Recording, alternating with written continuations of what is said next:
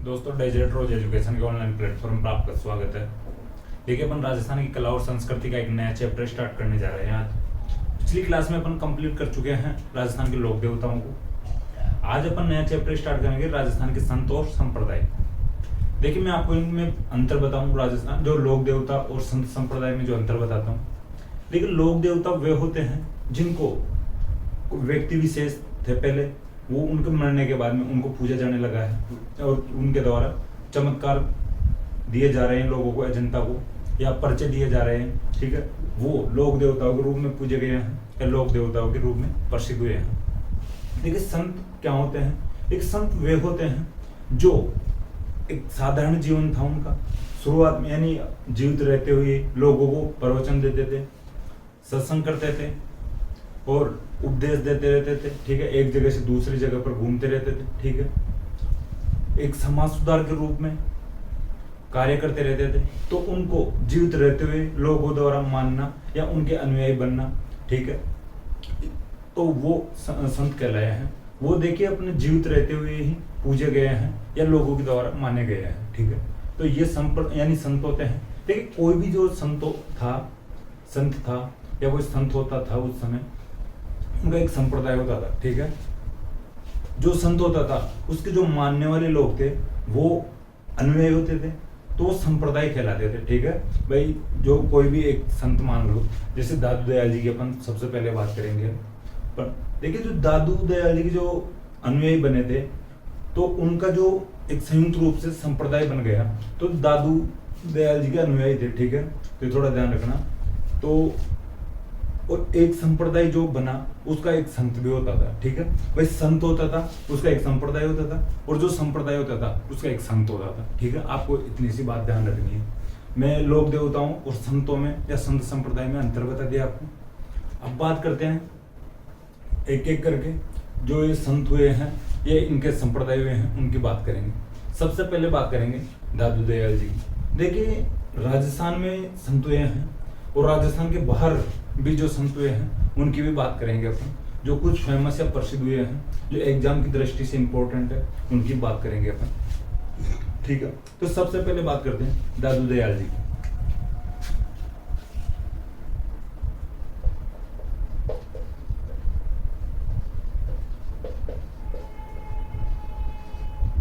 देखिए, दादू दयाल जी के जन्म की बात करें तो राजस्थान में नहीं हुआ भाई इनका जन्म। ठीक है, अपन राजस्थान के जो प्रमुख संत संप्रदायों की बात कर रहे हैं, लेकिन दादू दयाल जी राजस्थान में प्रसिद्ध हुए हैं। राजस्थान में ही इनकी मृत्यु हुई थी। अपने उपदेश वगैरह राजस्थान में ही दिए थे। लेकिन इनका जन्म की बात करें तो गुजरात में जन्म हुआ था इनका, अहमदाबाद में। ठीक है,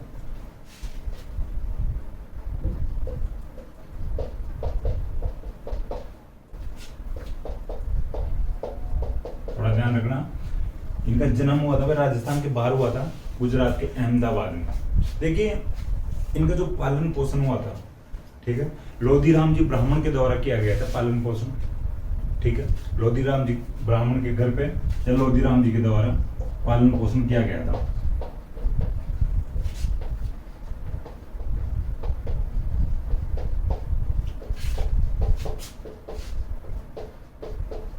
एक प्रकार से हम कह सकते हैं कि इनके संरक्षक थे या गार्जियन बने थे, लोधीराम जी ब्राह्मण बने थे। ठीक है, तो इनके घर पे पालन पोषण किया गया था दादू दयाल जी का। देखिए, ये फिर गुरु बनाते हैं ब्रह्मानंद जी को, जिनको बुड्ढन बाबा के नाम से भी जाना जाता है या बुड्ढन बाबा के नाम से प्रसिद्ध हुए थे ब्रह्मानंद जी।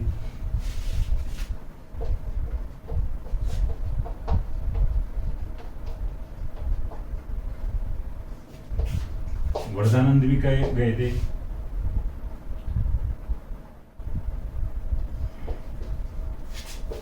ठीक है,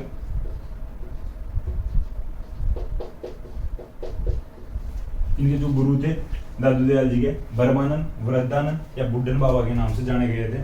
ब्रह्मानंद इनका नाम था, वरदानंद और बुड्ढन बाबा के नाम से भी जाने गए थे। दादू दयाल जी के गुरु की बात कर रहे हैं अपन। ठीक है, देखिए, इनका जो शुरुआती जीवन वह गुजरात यानी अहमदाबाद में इनका जन्म हुआ था। उसके बाद में राजस्थान की तरफ प्लान करते हैं, राजस्थान की तरफ आते हैं। शुरुआत में ये सांबर की तरफ रहते हैं। ठीक है, शुरुआत में सांबर में रहते हैं। देखिए ध्यान रखना, शुरुआत में सांबर में रहते हैं राजस्थान में आके, फिर कालांतर में इधर आमेर की तरफ आते हैं। ठीक है,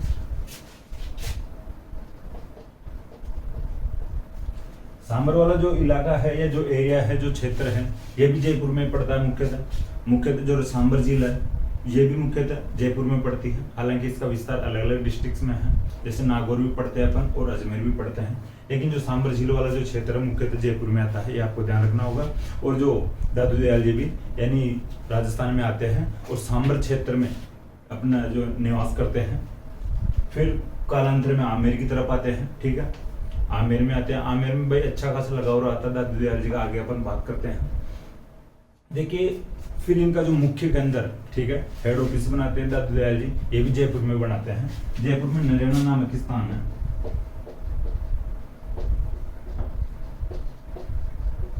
ठीक है,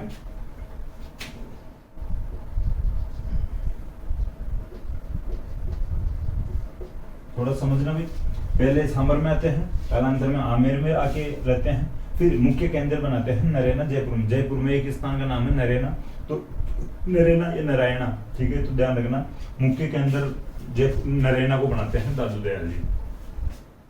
देखिए अब आगे बात करें इनके जो विचार कैसे थे। ये निर्गुण भक्ति के संत हुए थे। ठीक है, निर्गुण भक्ति का प्रचार करते थे, निर्गुण भक्ति में विश्वास करते थे। ठीक है,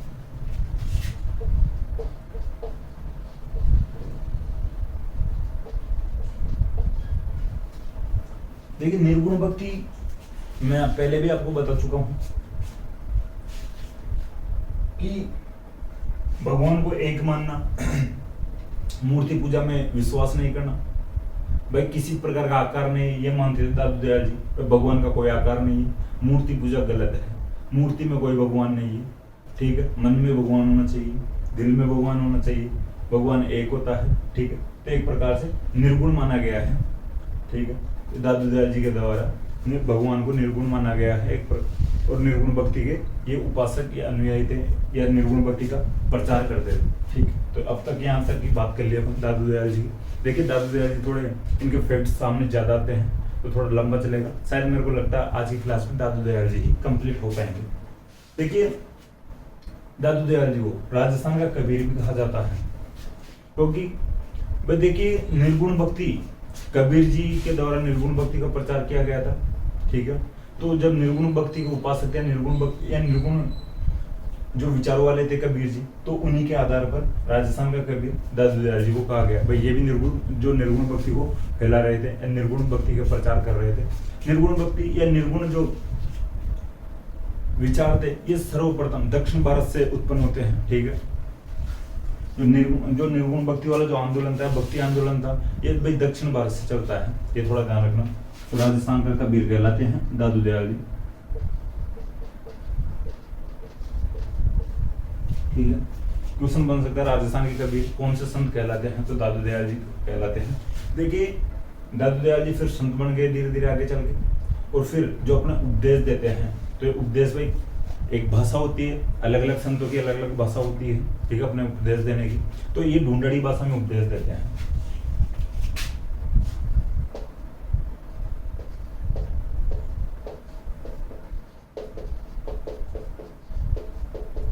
ठीक है, ढूंढड़ी भाषा में उपदेश देते दादू दयाल जी। देखिए इसके आगे अपन बात करें आगे, और जो ये सत्संग करते थे भाई, जो एक संत होगा तो ये सत्संग भी करेगा, जो इनके अनुयायी आएंगे सत्संग सुनेंगे। ठीक है, भजन कीर्तन चलेंगे। तो जिस स्थान पर ये बैठकर सत्संग करते थे, भजन कीर्तन करते थे, उस स्थान को अलग दरीबा कहते थे। ठीक है, अलग दरीबा या चौगान।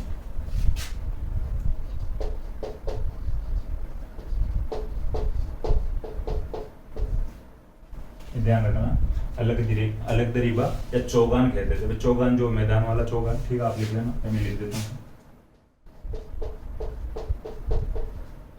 जो सत्संग स्थल होता था दादू दयाल जी का या दादूपंथी जो संप्रदाय के जो आज भी जो सत्संग होते हैं उनको अलग दरीबा या चौगान कहते हैं। ध्यान रखना भाई, अब दादू दयाल जी के जो अनुयायी होंगे वो भी तो सत्संग करेंगे आगे। ठीक है, तो वर्तमान में भी जो इनका सत्संग स्थल होता है उसको चौगान या अलग दरीबा कहते हैं। देखिए दादू दयाल जी ने जो भक्ति आंदोलन चलाया था ठीक है, जो भक्ति आंदोलन चलाया था दादू दयाल जी ने, ठीक है, तो वो पिनक आंदोलन के नाम से प्रसिद्ध हुआ था आगे चल के। जो दादू दयाल जी ने जो भक्ति आंदोलन चलाया था इधर राजस्थान की साइड में, तो पिनक आंदोलन के नाम से प्रसिद्ध हुआ था।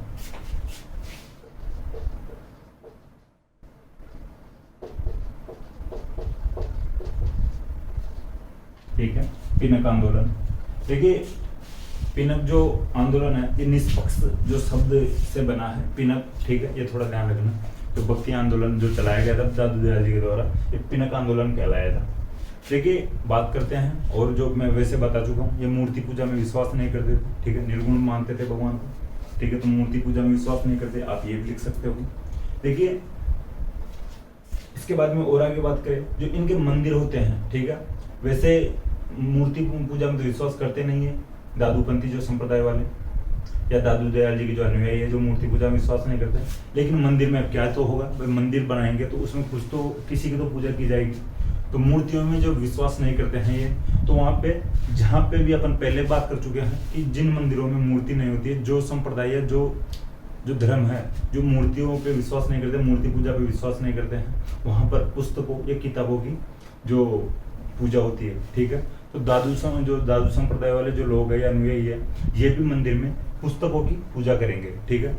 तो ये थोड़ा ध्यान रखना, मंदिर को दादू द्वारा कहा जाता है, इनके दादूपंथी जो संप्रदाय में मंदिर को दादू द्वारा कहा जाता है। मैं यहाँ पे मिटाता हूँ उसको।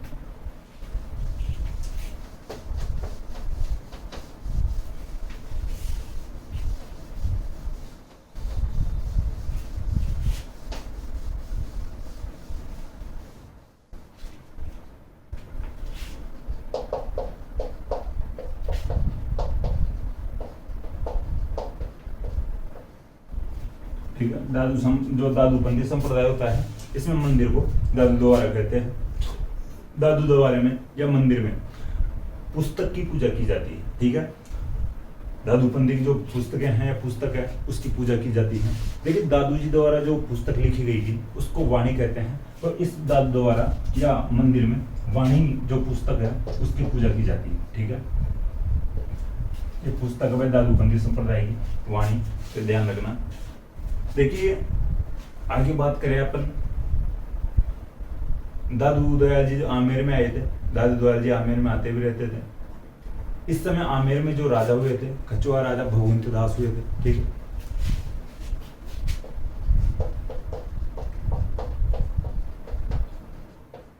ठीक है, भगवंत दास राजा थे इस समय आमेर में, दादू दयाल जी जब आते थे।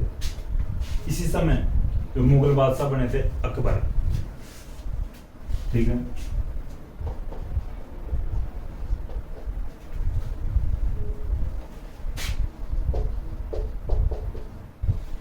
देखिए दादू जी का प्रचार चारों तरफ हो रहा था। दादू जी ट्रेंडिंग में चल रहे थे उस समय। अकबर को भी नाम सुनाई दिया था थोड़ा बहुत, मुगल बादशाह था उस समय, तो नाम थोड़ा कानों में पड़ा। भाई दादू दयाल जी भी कोई संत है, प्रसिद्ध हो रखे हैं, अभी प्रवचन वगैरह देते, उपदेश देते हैं। आमेर वाले जो कछुआ राजा थे उनका अकबर से या मुगलों से अच्छा संबंध था। भाई मुगलों से अच्छा ही संबंध था आमेर वालों का, ठीक है। अपन ने मानसिंह पढ़ा है, भगवंत दास है, प्रताप जी के पास अकबर की तरफ से प्रस्ताव लेकर जाते हैं राजीनामे का या संधियों का, ठीक है। तो थोड़ा ध्यान रखना, याद रखने के लिए मैं बात बताया। तो भगवंत दास इस समय राजा थे आमेर के। अकबर भगवंत दास से कहते हैं भाई यार दादू जी इस समय प्रसिद्ध हो रखे हैं, ट्रेंडिंग में है, वीडियो वगैरह आते रहते हैं, फेसबुक पे रीलें आती रहती हैं, इंस्टाग्राम पे रीलें आती रहती हैं, एक बार कम से कम मिलवा तो दो इनसे। भगवंत दास कहते हैं भाई ठीक है, कोई बात नहीं, छोटी सी बात है, हमारे पास आमेर तो आते रहते हैं, जरूर मिलवाएंगे। अकबर उस समय फतेहपुर सीकरी उत्तर प्रदेश में अकबर से भगवंत दास दादू दयाल जी को मिलवाते हैं, ठीक है। ये थोड़ा ध्यान रखना। आमेर के राजा भगवंत दास दादू दयाल जी को फतेहपुर सीकरी में अकबर से मिलवाते हैं, ठीक है। देखिए ये लगभग जो बात है 1585 के आसपास की बात है, ठीक है। तो 1585 ध्यान रखना, 1585 में आमेर के राजा भगवंत दास दादू दयाल जी को फतेहपुर सीकरी में अकबर से मिलवाते हैं। ये इंपॉर्टेंट बात है क्योंकि देखिए आपको 2-3 बातें पता चल रही इस बात से। एक तो 1585 का अपन ने टाइम पीरियड देखा है, तो उस समय अकबर भी मुगल बादशाह था, इधर आमेर में भी भाई राजा भगवंत दास है, इस समय दादू दयाल जी भी हैं। तो क्वेश्चन बनेगा भाई दादू दयाल जी किस मुगल बादशाह के समकालीन थे, ठीक है। तो इस प्रकार से आप थोड़ा ध्यान रखना। आमेर के राजा भगवंत दास ने दादू दयाल जी को 1585 में फतेहपुर सीकरी में अकबर से मिलवाते हैं। देखिए अब आगे और बात करें दादूपंथी जो संप्रदाय है,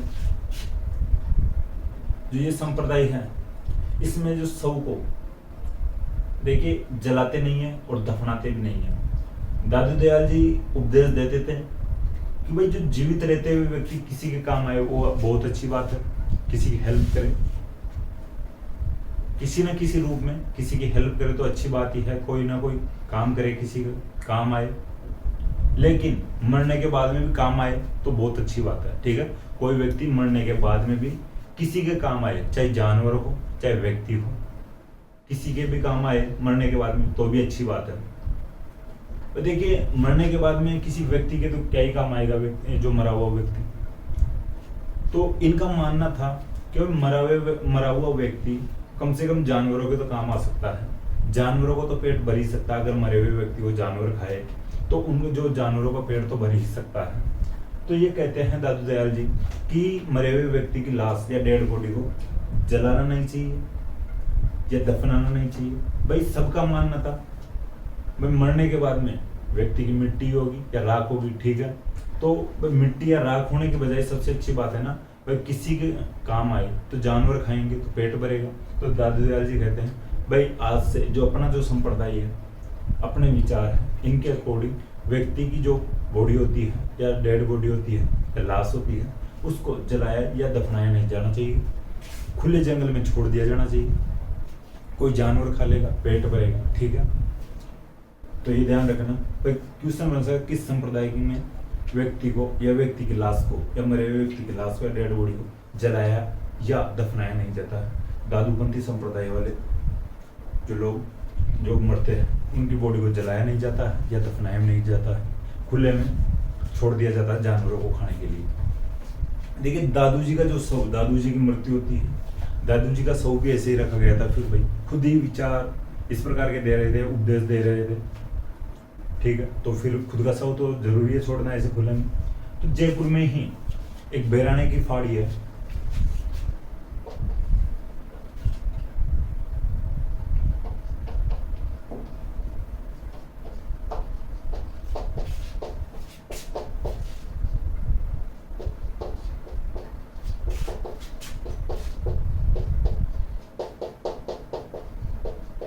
ठीक है।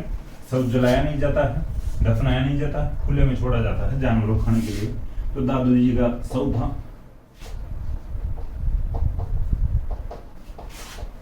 बेराना फाड़ी में रखा गया था।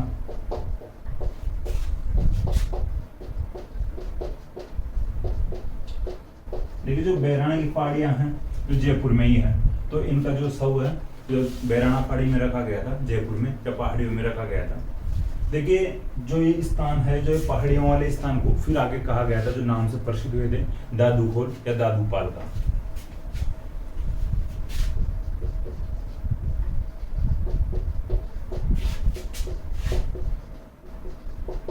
ठीक है। बेराना की पहाड़ियां हैं जो दादू खोल या दादू पाल के नाम से प्रसिद्ध हुई थी। दादू जी की खोड़ है, बेराना की पहाड़ी, यहाँ पर दादू जी का शव रखा गया था जानवरों को खाने के लिए। देखिए इनकी बात करें तो फिर इनका मेला भी लगता है, ठीक है, दादू जी का मेला भी लगता है। देखिए मैं पहले बता चुका हूँ दादू जी का जो ग्रंथ था वो वाणी, ठीक है, यहाँ पे लिख दिया हूँ, ग्रंथ वाणी की पूजा की जाती है। और इनका जो फिर मेला भी लगेगा, नरेना में मेला लगता है, ठीक है।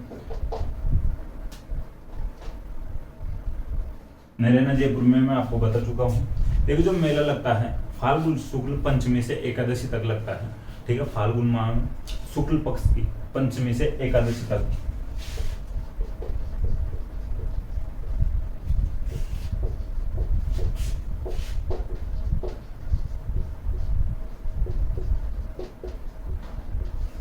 ठीक है। जो दादू जी का मेला लगता है नरेना में, फाल्गुन माह की शुक्ल पक्ष की पंचमी से एकादशी यानी 11 तक लगता है मेला, ये आपको ध्यान रखना होगा।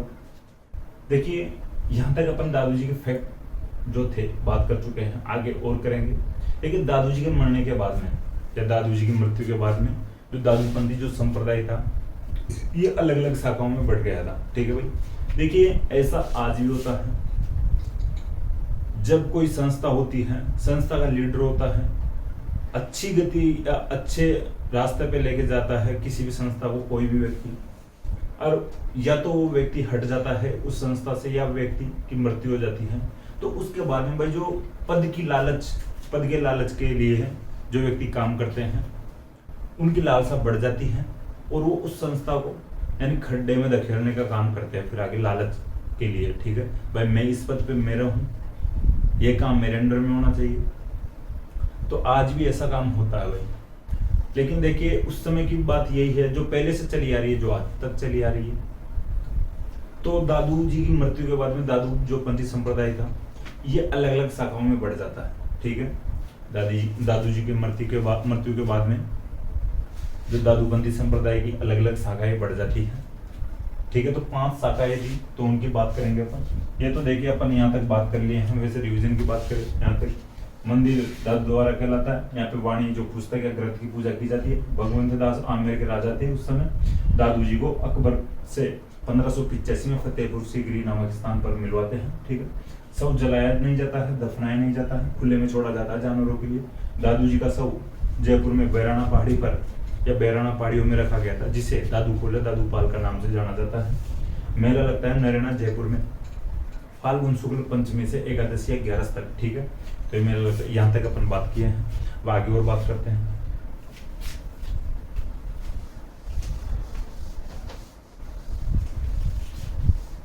देखिए भाई, ये इस प्रकार के क्वेश्चन जरूर बनते हैं भाई। आजकल राजवंश से कम आ रहे क्वेश्चन। ठीक है, ये जो कला और संस्कृति है उनसे क्वेश्चन बहुत ज्यादा पूछे जा रहे हैं, तो ये कला और संस्कृति में थोड़ा ध्यान ज्यादा दे लिया करो। पर राजवंश तो आजकल भाई सब रट के रख लेते हैं भाई। जो राजा है उसका जन्म, जो उसके युद्ध वगैरह होंगे वो सब याद कर लेते हैं। युद्ध की एक डेट जो एक्शन फिक्स रहती है वो याद कर लेते हैं। माता पिता याद कर लेते हैं राजवंश के। ठीक है, सब रट लेते हैं किससे किसका युद्ध हुआ है। तो देखिए जो संस्कृति है, संस्कृति बहुत ही बड़ी है। क्वेश्चन बनने भी वाजिब होते हैं, इसमें खूब क्वेश्चन बन सकते हैं। ठीक है, तो ध्यान दिया करो संस्कृति में, कला और संस्कृति में। आगे बात करते हैं दादूपंथ की जो शाखाएं थी, अलग अलग शाखाएं थी। देखिए 5 शाखाएं बनी थी। ठीक है, खालसा, विरक्त, उत्तरादे, खाकी और नागा।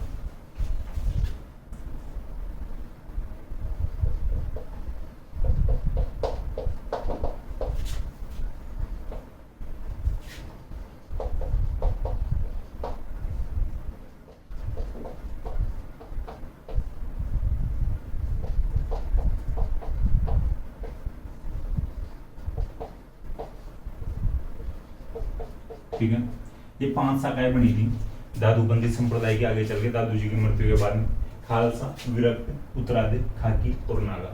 देखिए इनकी भी मैं थोड़ी थोड़ी डिटेल बताऊं आपको और किस प्रकार से शाखाएं बढ़ती है, इनके जो अनुयायी थे किस प्रकार से इन शाखाओं के हेड बनते हैं, लीडर बनते हैं। ठीक है, किस प्रकार से शाखाएं बनाते हैं।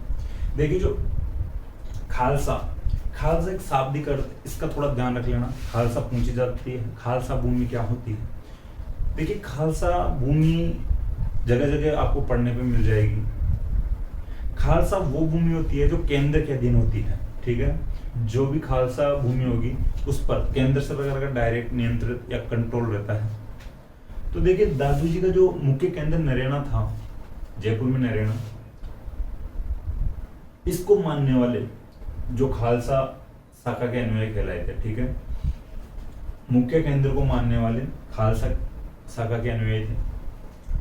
विरक्त की बात करें, विरक्त का मतलब यह है कि मोहमाया या घर या संसार छोड़ने वाले, यानी मोहमाया या घर बार को छोड़ने वाले लोग थे, वो विरक्त शाखा के अनुयायी बन गए थे भाई। जिन्होंने मोहमाया से कोई मतलब नहीं रखा था, मोहमाया को छोड़ दिया था भाई। संसार में सब मोहमाया है, घर बार सब मोहमाया है, घर परिवार को छोड़ दिया था, वो विरक्त शाखा से संबंधित। ठीक है, बात करते हैं उत्तरादे की। देखिए उत्तरादे, इसमें आपको एक थोड़ा सा यानी सिग्नल मिल रहा होगा दिशा का, ठीक है, उत्तर दिशा। जो दादू दयाल जी के जो शिष्य थे, जो उत्तर की साइड चले गए थे, ठीक है, वो उत्तरादे शाखा के अन्वयी कहलाए थे। देखिए दादू जी के एक शिष्य थे बनवारी दास जी। तो बनवारी दास जी हरियाणा की तरफ चले जाते हैं। हरियाणा में भी एक स्थान विशेष की बात करें तो हरियाणा में स्थान पड़ता है रतिया, ठीक है।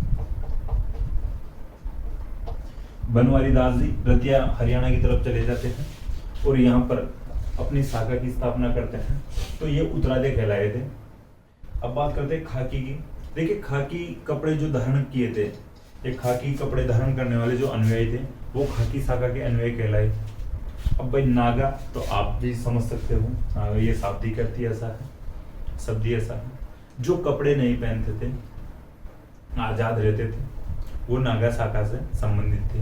तो पांचों जो शाखाओं के नाम है खालसा, विरक्त, उत्तरादि, खाकी और नागा। ये 5 शाखाएं थे दादू पंथ की, ये 5 शाखाएं हैं।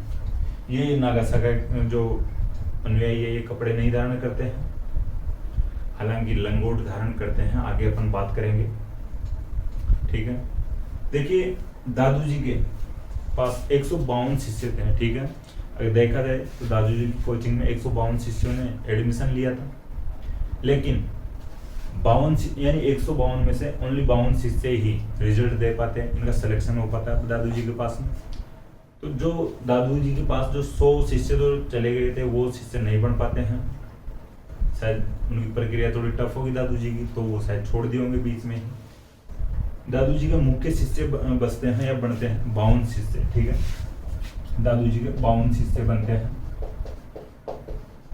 152 में से 52 बचते हैं, तो दादू जी के 52 शिष्य थे। ये 52 स्तंभों के नाम से जाने गए हैं, ठीक है। दादू जी के 52 स्तंभ, 52 शिष्यों को 52 स्तंभ कहा जाता है। स्तंभ वो होता है भाई, वही पिलर मान लो, या दादू जी की जो सेवा भाव करते रहते थे या सेवा करने वाले लोग थे, भाई दादू जी के एक प्रकार में स्तंभ या पिलर के रूप में काम करते थे, जो 52 शिष्य थे। तो दादू जी के 52 शिष्य, इनके यानी 52 स्तंभ कहलाए, ठीक है। तो थोड़ा ध्यान रख लेना।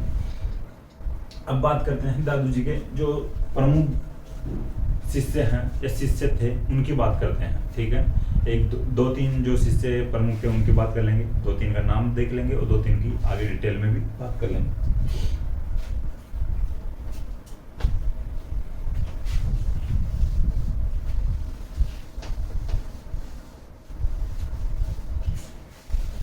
देखिए सुंदरदास जी की बात करते हैं सबसे पहले अपन। दादू जी के जो एक शिष्य हुए थे सुंदरदास जी, इनको ही थोड़ा समझाने में टाइम लगेगा, और तो फिर ज्यादा डिटेल नहीं है, और जो शिष्य थे उनकी ज्यादा डिटेल नहीं है, इनको थोड़ा समझने में टाइम लगेगा। मैं समझाने की कोशिश करूंगा आपको, आप भी थोड़ा समझने की कोशिश करना।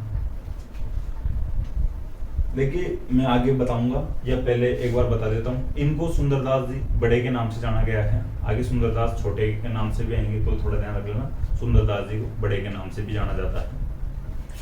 देखिए बीकानेर के एक राजा हुए थे जैत सिंह, ठीक है। बीकानेर के राजा हुए थे जैत सिंह। जैत सिंह जो यानी मारवाड़ के मालदेव के खिलाफ लड़ते हुए मारा गया था, ठीक है, बीकानेर का राजा।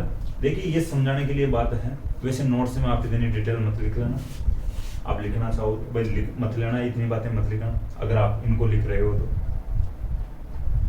मैं समझाने के लिए जो बात आपको क्लियर हो जाएगी भाई किस प्रकार से सुंदरदास दादू जी के शिष्य बनते हैं।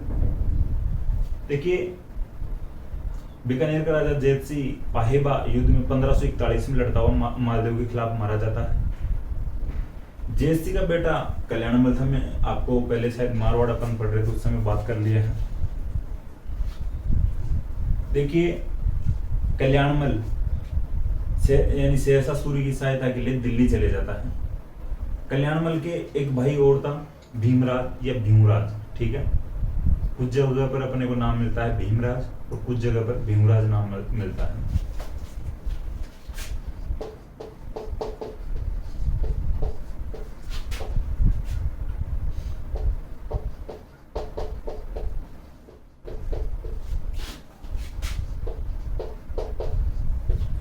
देखिए जो कल्याणमल और इन्हीं के साथ एक और पढ़े थे अपन मेड़ता पर भी जो मालदेव ने अधिकार कर लिया था, और मेड़ता का जो वीरमदेव भी शेरशाह सूरी के पास चले गया था।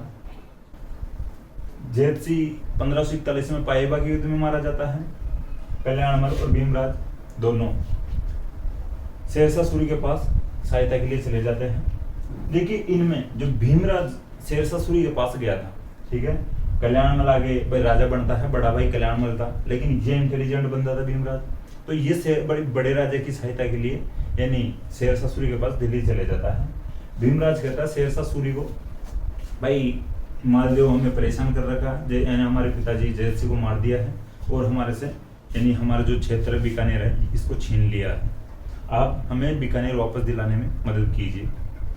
देखिए शेरशाह सूरी हेल्प के लिए तैयार होता है, हेल्प करने के लिए आता है इधर। कल्याणमल भी फिर भीमराज शेरशाह सूरी से बात करके आया हुआ था, तो कल्याणमल भी तैयार हो जाता है, ठीक है, शेरशाह सूरी की हेल्प के लिए भाई अपन हेल्प एक्सेप्ट कर लेंगे, शेरशाह सूरी की हेल्प। तो ये दोनों तैयार होते हैं। उधर मेड़ता का जो वीरमदेव था वो भी शेरशाह सूरी के पास चले जाता है। तो देखिए तो 3 लोग एक साथ शेरशाह सूरी के पास जा रहे हैं, तो शेरशाह सूरी को भी थोड़ी मजबूती दिखाई दी भाई, यहाँ पे थोड़ा अपन मजबूत स्थिति अपने को मिल सकती है मालदेव के खिलाफ। तो शेरशाह सूरी इधर आता है और गिरिसुमेल का युद्ध होता है, ठीक है, 1544 में। 1541 में पाएबा का युद्ध हुआ था, 1544 में गिरिसुमेल का युद्ध हुआ था। हालांकि आपको बात पता होगी, जो शेरशाह सूरी का जो खत्म था, प्रसिद्ध खत्म था, मुट्ठी भर बाजरे के लिए मैं हिंदुस्तान की बादशाह को देता, किस प्रकार से जो चालाकी से वो जीतता है, वो बातें अपन पहले कर चुके हैं, उन बातों में अपन अभी नहीं पढ़ेंगे वरना क्लास थोड़ी लंबी हो जाएगी। देखिए शेरशाह सूरी ये वापस दिलवाता है, ठीक है, बीकानेर वापस दिलवाता है कल्याणमल और भीमराज को। कल्याणमल राजा बनता है और भीमराज छोटा भाई था तो नौकरी करनी होती बड़े भाई की, कल्याणमल के अंडर में सामंत बनना होता। भीमराज को लगा भाई यार बड़े भाई की नौकरी करेंगे और कहीं पे भी नौकरी कर सकते हैं अपन, तो भीमराज अकबर के पास चले जाता है, ठीक है, फतेहपुर सीकरी यानी आगरा साइड चले जाता है, आगरा में इसके पास चले जाता है अकबर के पास भीमराज, और अकबर को कहता है भाई मुझे आपकी सेवा में रख सकते हो या मुझे आप नौकरी दे सकते हो, मुझे नौकरी की इच्छा यानी आवश्यकता है। अकबर भाई क्या करता भाई, उस समय सभी को सैनिक चाहिए होते थे भाई, मजबूत और जो इंटेलिजेंट सैनिक चाहिए होते थे, ठीक है, तो भीमराज को अकबर ने रख लिया। देखिए अकबर के एक सौतेला भाई था मिर्जा हकीम, वो काबुल में था। मिर्जा हकीम की इच्छा थी कि भाई अकबर को उठा के मैं बादशाह बनूं, ठीक है, मिर्जा हकीम उधर से संदेश भेजता है कि भाई मैं बादशाह बनूंगा और अकबर को उठाऊंगा। अकबर को लगा भाई इससे थोड़ी ना हो सकता है, ऐसे थोड़ी ना हटा देगा, छोटी मोटी बात थोड़ी मुझे हटाना है यहाँ से। अकबर भीमराज को सेना का प्रमुख बनाता है, भीमराज के अंडर में एक सेना की टुकड़ी भेजता है मिर्जा हकीम के खिलाफ काबुल की तरफ।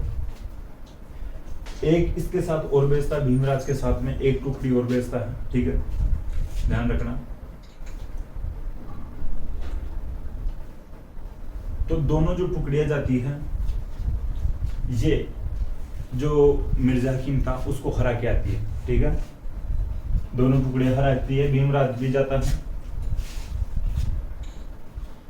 जो भीमराज के साथ में जो एक और टुकड़ी का सेनापति था वो चंद्रसेन था। देखिए वो राजस्थान वाला चंद्रसेन नहीं था, मारवाड़ वाला चंद्रसेन नहीं था, वो उत्तर प्रदेश का था, ठीक है, उत्तर प्रदेश का चंद्रसेन था। वो उसकी अलग टुकड़ी लेके जाता है, भीमराज अलग टुकड़ी लेके जाता है। हालांकि दोनों जाते हैं अकबर की अधीनता में जाते हैं, अकबर के तरफ से जाते हैं मिर्जा हकीम को हराने के लिए। देखिए ये मिर्जा हकीम को भगाते हैं, रास्ते से भगा देते हैं। हालांकि थोड़ी लड़ाई होती है,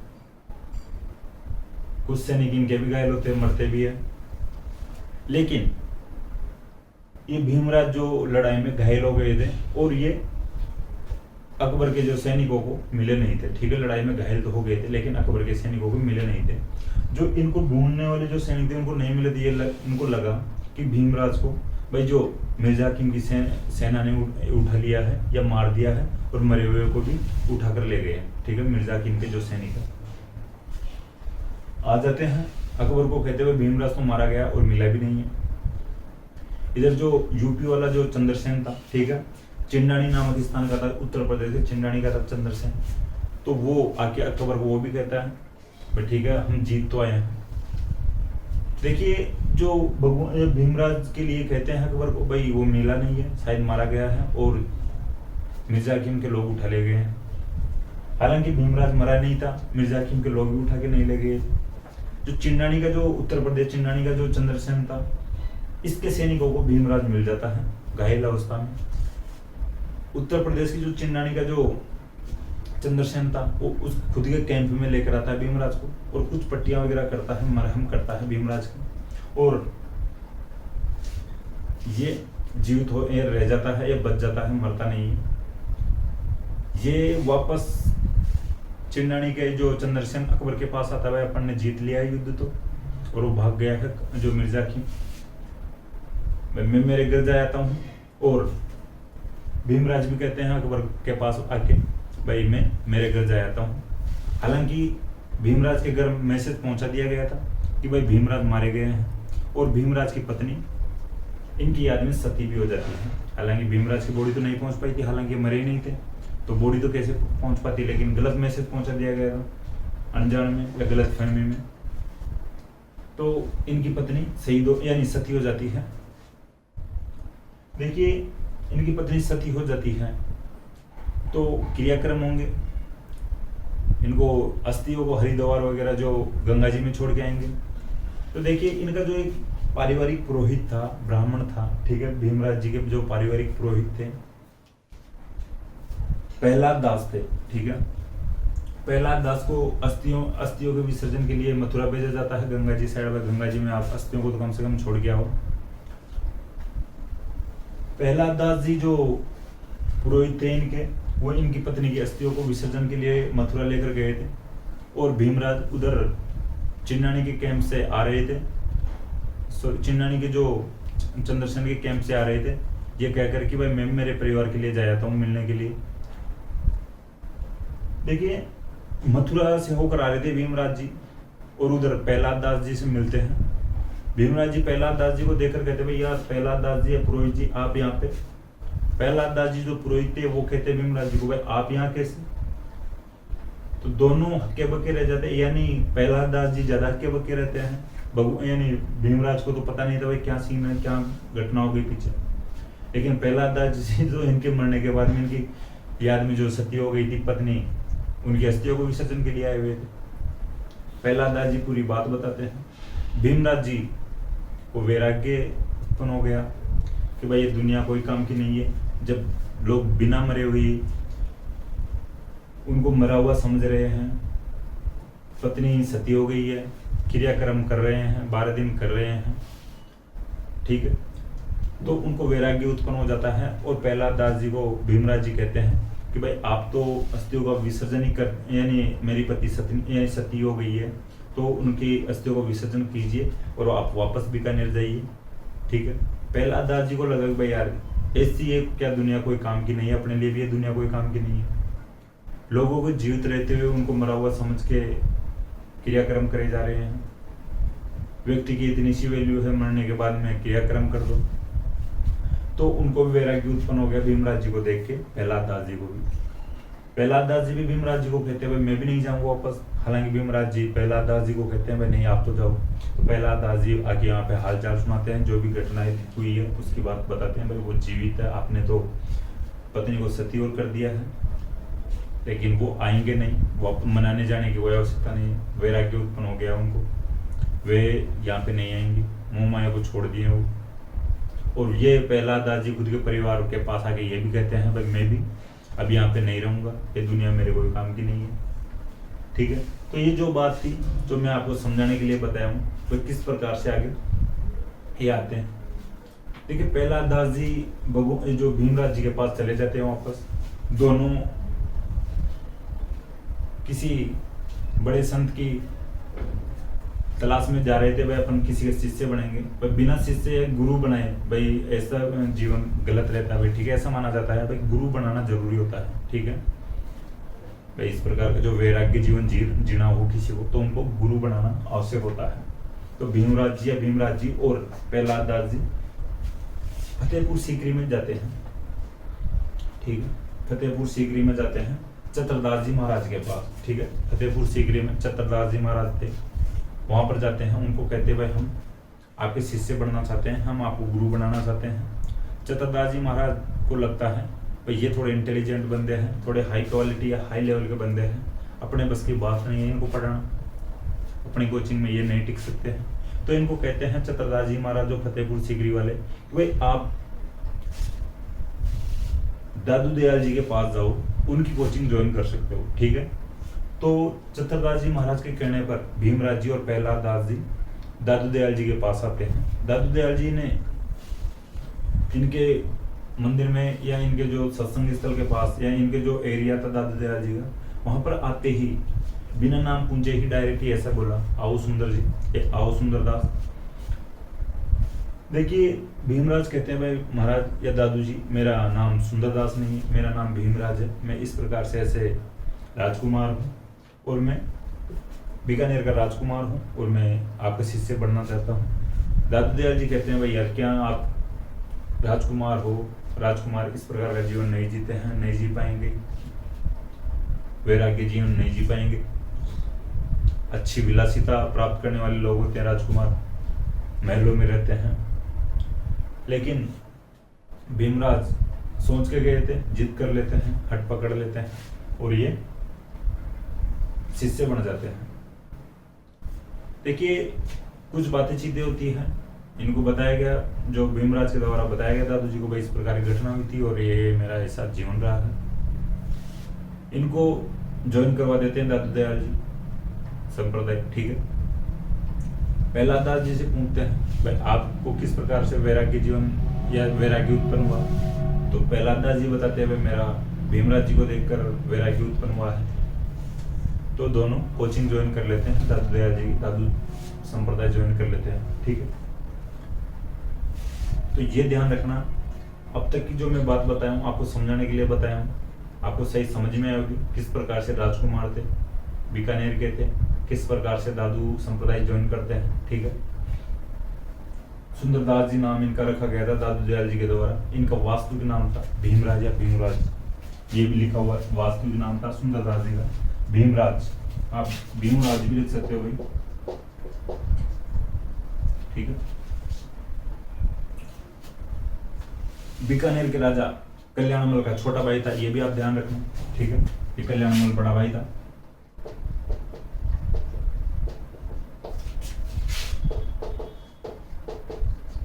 ठीक है, बीकानेर के कल्याणमल का छोटा भाई था भीमराज, जिसका नाम बदलकर दादू दयाल जी के द्वारा सुंदरदास किया गया था। दादू दयाल जी कहते हैं भाई नाम भी तेरा जब मेरे मुंह से शुरुआत में ही सुंदर निकला है और जब तू राजकुमार था तेरा नाम भी राजाओं जैसा है भीमराज, तो इस नाम को जो पहले वाली जिंदगी को, पहले वाले जीवन को तू छोड़, अब नया जीवन स्टार्ट कर आज से और तू सुंदरदास जी यानी वैराग्य वाला ही तू नाम तेरा रख। तो सुंदरदास जी रख दिए थे, दादू दयाल जी नाम रखते हैं सुंदरदास, ठीक है। तो यहाँ तक जो बात थी, देखिए दादू दयाल जी के पास जो बातचीत करते हैं सुंदरदास जी और ये कहते हैं भाई मैं आपका जो संप्रदाय ये ज्वाइन करना चाहता हूँ, ये बातें पहले हो चुकी थी। और दादू दयाल जी को कहते हैं कि भाई मैं 5 चीजें मेरे साथ रखूंगा, एक तो वस्त्र धारण करूंगा और जो मैं हथियार धारण करूंगा, ठीक है। तो सुंदरदास जी देखिए ये पंचककार वाला जो नियम था, ये पंचककार वाली जो वस्तुएं थी ये रखते थे, ठीक है, हथियार रखते थे क्योंकि भाई राजा राजकुमार थे, ठीक है। तो ये जो पंचककार वाले केस यानी बाल रखते थे, कंगा, कटार, कटार को करपान भी कह सकते हो आप, ठीक है, कटार या करपान, कड़ा और कच्छ, ठीक है, कच्छा या अंडर गारमेंट्स कह सकते हो आप। केस, कंगा, कटार या करपान, कड़ा और कच्छा अंडर गारमेंट्स कह सकते हो, अंडरवियर कह सकते हो आप एक प्रकार से। तो भाई लंगोट, ठीक है, मैं सीधे शब्दों में समझाने की कोशिश करूं तो लंगोट रखूंगा यानी शरीर पे। तो नागा साका के अनुयायी बने थे, नागा साको जो नागा साका सुंदरदास जी ने ही स्थापित की थी, ये थोड़ा ध्यान रखना, यानी कच्छा पहनते थे या लंगोट पहनते थे ओनली शरीर पे, ठीक है, शरीर पे मात्र कच्छा या लंगोट धारण करते थे और भाई और कुछ कपड़े नहीं पहनते थे। केस रखते थे, बाल रखते थे, कंगा कटार या करपान, ठीक है। कटार रखते थे साइड में यानी लटका के, यानी हथियार के रूप में, और एक कड़ा रखते थे, ठीक है। पंचककार या पांच कैसे यानी कैसे स्टार्ट होने वाले जो पांचों हैं, तो पंचककार कह सकते हो, ठीक है। देखिए यहां तक आपको बात समझ में आ गई होगी। पहला जिन को मथुरा में मिलते हैं, ये मैं आपको बता दिया हूं।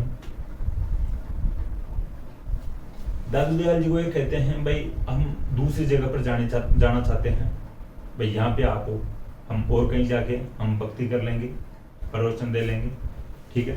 देखिए दादू दयाल जी इनको कहते हैं भाई आपकी जहाँ इच्छा हो वहाँ पे जा सकते हो। देखिए ये आगे चल गए, यानी इधर घूमते घूमते आ रहे थे, मथुरा से दादू दयाल जी के पास आए थे। तो ये दौसा साइड से होते हुए आए थे, ठीक है। राजस्थान में दौसा साइड से होते हुए आए थे। तो दौसा में एक जगह पड़ती है घाटड़ा, ठीक है। घाटड़ा होते हुए आए थे, पहाड़ियों में एक जगह है घाटड़ा। कभी आपको भी मौका मिले तो जाना भाई, ठीक है, देखे ना कैसा क्या है, मैं तो नहीं देखा अभी तक। तो दादू दयाल जी को कह के और ये घाटड़ा दौसा की तरफ आ जाते हैं यहाँ से, यानी फिर घाटड़ा में रहते हैं कुछ दिन के लिए, और आगे इनका जो सत्संग वसंग करते हैं, पूजा वगैरह करते हैं। देखिए फिर प्रहलाद दास जी को भी छोड़ के सुंदर दास जी आगे निकलते हैं और हिमालय की तरफ चले जाते हैं, हिमाचल प्रदेश की तरफ चले जाते हैं, हिमालय में रहते हैं सुंदर दास जी। हालांकि दादूपंथी जो लोग हैं, दादूपंथी जो अनुयायी है, भक्त है, संत है दादूपंथी जो शाखा के, वो आज भी मानते हैं वे सुंदर दास जी मरे नहीं है, जीवित हिमालय की पहाड़ियों में विचरण करते हैं, घूमते हैं, किसी न किसी प्रकार से परिचय देते रहते हैं, ठीक है। तो ये थोड़ा ध्यान रखना, इनका मानना है। वास्तविक नाम भीमराज था सुंदरदास जी का। देखिए सुंदरदास जी ने दादूपंथ की नागा शाखा की स्थापना की थी।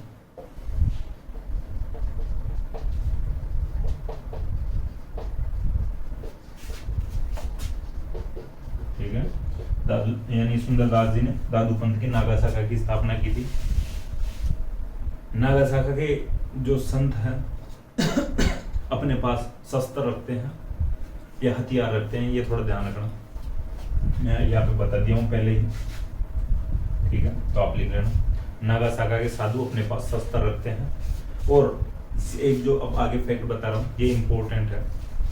नागा शाखा के साधुओं का रहने का स्थान होता है, ये छावनी कहलाता है।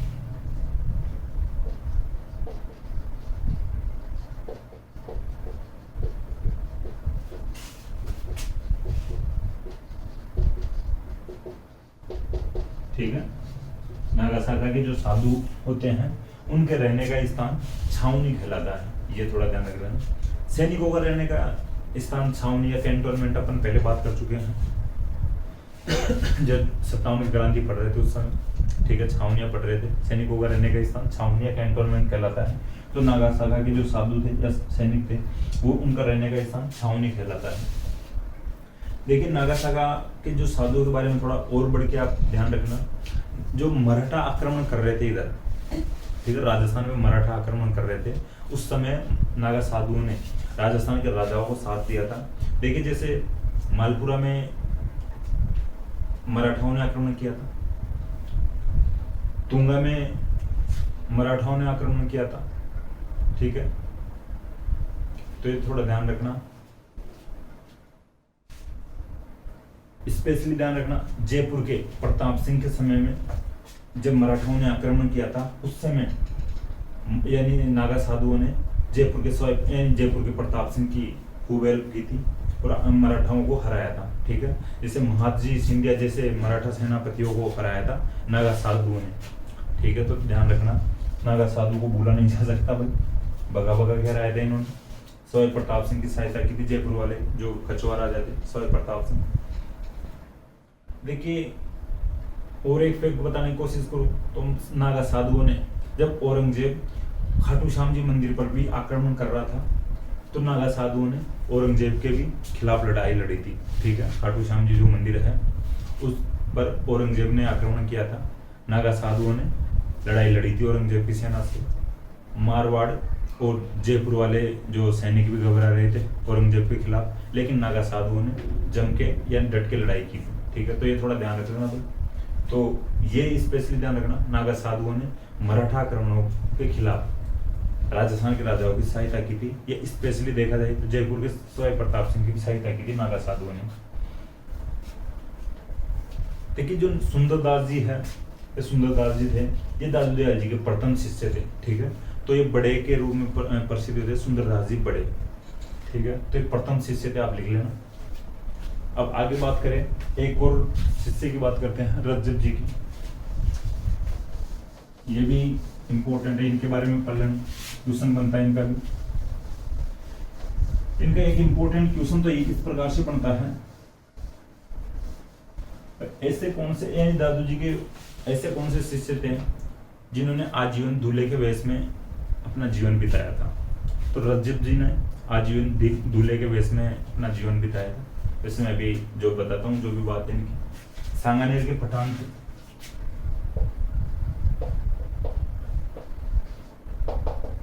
सांगानेर जयपुर में जगह है, ठीक है। सांगानेर के पठान थे, सांगानेर जयपुर में जगह है, यहाँ पर हवाई अड्डा भी है, एयरपोर्ट है, सांगानेर एयरपोर्ट सब जानते होंगे आप। देखिए रज्जब जी की बारात आ रही थी आमेर की तरफ, ठीक है। रज्जब जी की बारात आ रही थी आमेर की तरफ। उस समय इनका दरीबा या अलग दरीबा बना हुआ था, सत्संग स्थल दादूपंथी संप्रदाय का दादू जी उपदेश दे रहे थे आमेर में। आमेर में बारात आई हुई थी, तो बीच में थोड़ा रेस्ट वेस्ट के लिए रज्जब जी रुक गए और दूल्हे के वेश में ही अलग दरीबा में जाकर उपदेश सुनने लगे, प्रवचन सुनने लगे, सत्संग सुनने लग गए रज्जब जी। दादू जी आंखें बंद करके अपने प्रवचन दे रहे थे कि मोह माया कोई काम की नहीं है, संसार में मोह माया त्याग देना चाहिए लोगों को, और ये जीवन इस प्रकार का जो घर बार परिवार विलासिता लग्जरियस जो भी है, ये गलत बातें हैं, गलत चीजें हैं, इनसे हटके जीवन जीना चाहिए, वैराग्य जीवन जीना चाहिए लोगों को, इस प्रकार के उपदेश दे रहे थे। रज्जब जी सुन रहे थे, दादू जी आंखें बंद करके उपदेश दे रहे थे, दूल्हे के वेश में बैठ गए सत्संग सुनने के लिए। दादू दयाल जब आंखें खोले उपदेश देते देते तो रज्जब जी दिखाई दी। दादू जी कहते भाई यार क्या रज्जब जी आप ये शादी करने जा रहे हो, दूल्हे का वेश पहन रखा है, ये कुछ गलत काम करने जा रहे हो, आपको तो वैराग्य जीवन जीना चाहिए, आप यहीं आ गए हो तो एक क्या शादी क्या विलासिता का जीवन जीने की सोच रहे हो। रज्जब जी कहते हैं दादू जी को, भाई दादू जी आपने तो मेरी आंखें खोल दी है और मैं आज से ही जो ये संसार मोह माया है इसको त्यागने की कोशिश करूंगा या त्याग देता हूँ, और आज से मैं वैराग्य जीवन जीऊंगा और दूसरे कपड़े पहनता हूँ जो संत वाले या साधुओं वाले। दादू जी कहते हैं भाई नहीं, तू इसी ड्रेस में रहेगा, इसी वेश में रहेगा, आजीवन तू दूल्हे के वेश में रहेगा।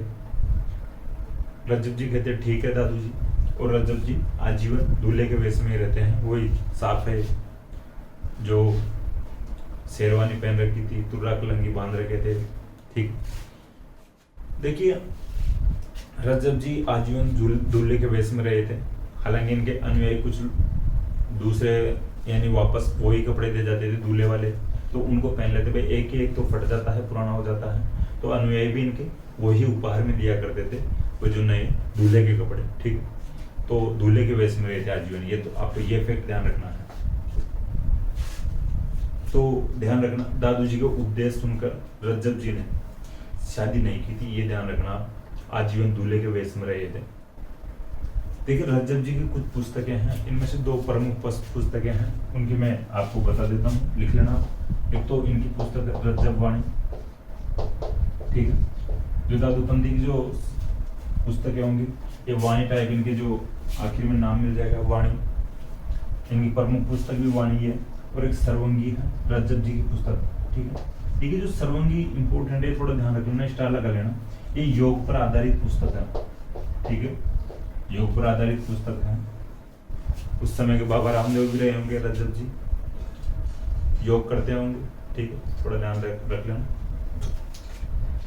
ये रज्जब जी की बात होगी, सांगानेर के पठान थे, आजीवन दूल्हे के वेश में रहे, शादी नहीं की थी।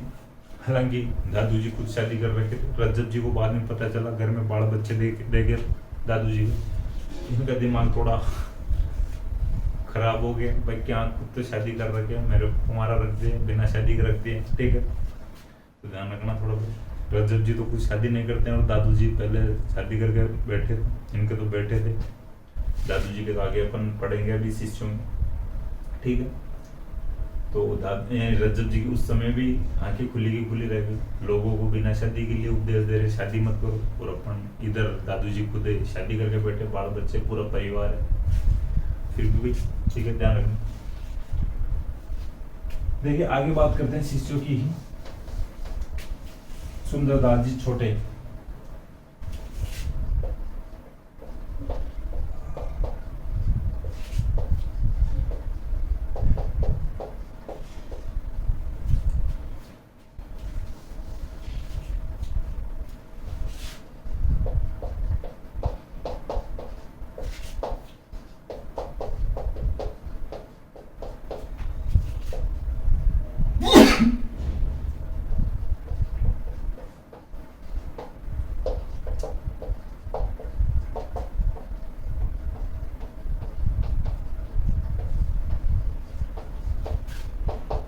देखिए इनको छोटे के नाम से जाना जाता था, सुंदरदास जी छोटे। एक तो सुंदरदास जो पहले शिष्य बने थे, बड़े के नाम से प्रसिद्ध हो गए, सुंदरदास जी बड़े। फिर दूसरे जो शिष्य बने थे रजब जी, फिर भाई इनके खुद के पुत्र थे सुंदरदास जी, ये छोटे थे, ठीक है।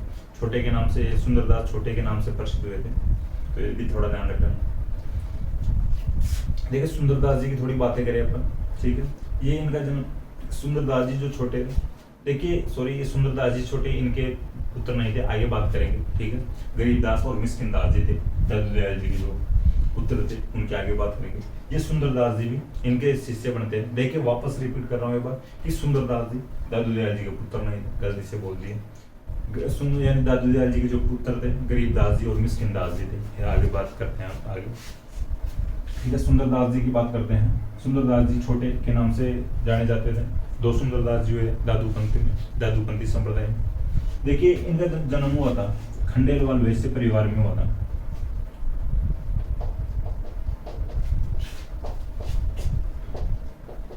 ठीक है। देखिए खंडेलवाल बढ़िया होते हैं, थोड़ा ध्यान रखना। खंडेलवाल वैश्य परिवार में जन्म हुआ था, बढ़िया होते हैं वैसे खंडेलवाल। इन्होंने लगभग 42 ग्रंथों की रचना की थी, ठीक है। पढ़ाई में बहुत ही अच्छे थे, किताबें लिखते रहते थे, ठीक है। पुस्तकें लिखते थे, लेखक थे अच्छे। वो जो सुंदरदास बड़े थे वो लड़ाइयों में आगे रहते थे, शस्त्र वगैरह रखते थे, हथियार रखते थे, ठीक है। नागाई सागा की स्थापना की थी सुंदरदास बड़े ने। तो इनके देखिए जो बहुत ग्रंथ लिखे हुए हैं, लगभग 42 के आसपास ग्रंथ लिखे हुए हैं। उनमें सुंदर सागर और ज्ञान समुद्र नामक 2 ग्रंथ प्रमुख है,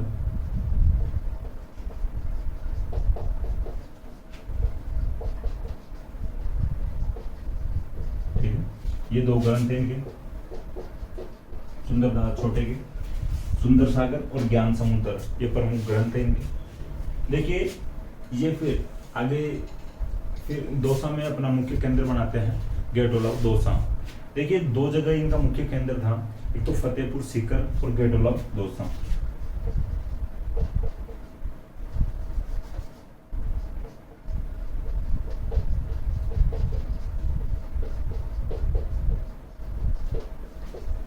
एक जो मुख्य केंद्र था फतेहपुर में भी था भाई,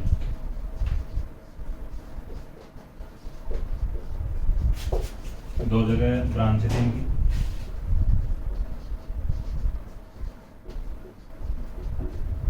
गेटोला दौसा में एक केंद्र था इनका, मुख्य केंद्र था, और एक सीकर में फतेहपुर में मुख्य केंद्र था। तो 2 जगह पर मुख्य केंद्र था इनका, ठीक है। ये सुंदरदास जी छोटे के फेक हो चुके हैं। खंडेलाल वैश्य परिवार में जन्म हुआ था। सुंदर सागर और ज्ञान सागर इनके 2 प्रमुख ग्रंथ है। एक जो मुख्य केंद्र गेटोला दौसा में था और एक मुख्य केंद्र फतेहपुर सीकर में था, ठीक है। और आगे जो इनके शिष्य हुए हैं दादू दयाल जी के, उनकी ओर बात करते हैं। उनका नाम थोड़ा इंपॉर्टेंट है, ओनली नाम याद रख लेना।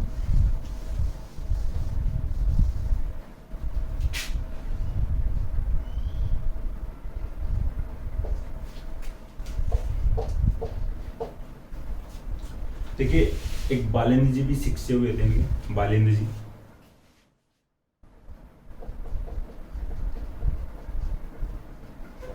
ठीक है। बालेंद्र जी शिष्य हुए थे दादू जी के। और गरीब दास जी और मिस्किन दास जी दादू जी के पुत्र थे।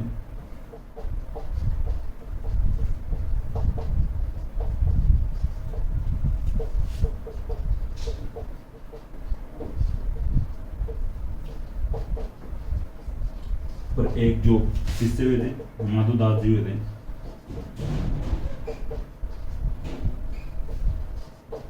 ठीक है,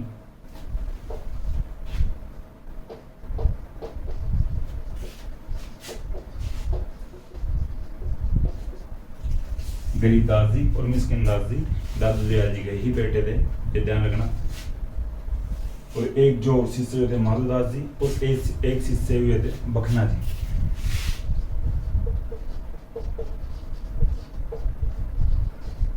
ठीक है, ये प्रमुख शिष्य थे इनके। हालांकि अपन बात कर चुके हैं 152 में से 52 मुख्य शिष्य रहे थे और उनको 52 स्तंभ कहा जाता है। लेकिन उनमें से जो प्रमुख शिष्य रहे हैं उनके मैं नाम लिख दिया हूँ। सुंदरदास जी बड़े जो प्रथम शिष्य बने थे दादू दयाल जी के। रजत जी जो सांगानेर के पठान थे, आजीवन दूल्हे के वेश में रहे थे, शादी नहीं की थी। ठीक है, सुंदरदास जी छोटे, ये इनका जन्म खंडेलवाल वैश्य परिवार में हुआ था। इनके जो ज्ञान समुद्र और सुंदर सागर नामक जो प्रमुख ग्रंथ है, बहुत से ग्रंथों की रचना की थी इन्होंने, लगभग 42 के आसपास। बालन जी भी इनके शिष्य हुए थे दादू दयाल जी के। गरीबदास जी और मिस्किनदास जी दादू दयाल जी के बेटे थे, ये भी शिष्य थे दादू दयाल जी के। माधोदास जी और बखना जी भी दादू दयाल जी के शिष्य थे। यहाँ तक अपन दादू दयाल जी को कंप्लीट किया है। हालांकि मुझे पता है क्लास थोड़ी लंबी हो गई, एक संत को पढ़ने या एक संप्रदाय को पढ़ने में इतना टाइम लग गया है। आगे जो क्लासें रहेगी वो इतनी एक संत को लेके इतनी बड़ी नहीं रहेगी, एक संत संप्रदाय को लेके इतनी बड़ी नहीं रहेगी। ठीक है, फैक्ट ज़्यादा नहीं है। देखिए दादू दयाल जी के फैक्ट थोड़े ज़्यादा थे तो इसलिए क्लास थोड़ी लंबी हो गई है। तो आगे कर लेंगे एक एक करके। आगे और भी जो संत है संप्रदाय है, जाम्बोजी महाराज है, उनके पढ़ेंगे। ठीक है, तो वैसे और भी संत संप्रदाय पढ़ेंगे। दोस्तों मुझे आशा है क्लास आपको पसंद आएगी। क्लास अगर आपको पसंद आए तो क्लास को लाइक करें, कमेंट करें और अपने दोस्तों के साथ शेयर करें। थैंक यू दोस्तों।